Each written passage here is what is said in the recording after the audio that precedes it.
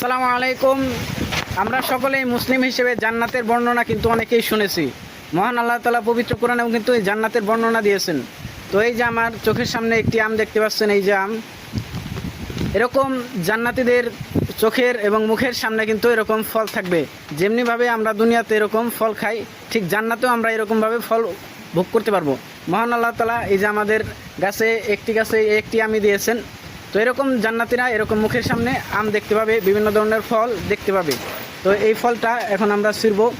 তো এই একটি গাছে আমাদের আল্লাহ তাআলা একটি আমি দিয়েছিলেন। সকলেই দোয়া করবেন আগামীতে যেন আল্লাহ তাআলা এই গাছে আরও বরকত দেন। তো এখন আমরা এই গাছের এই একটি আম, এটা এখন ছিঁড়ে আমরা খাবো।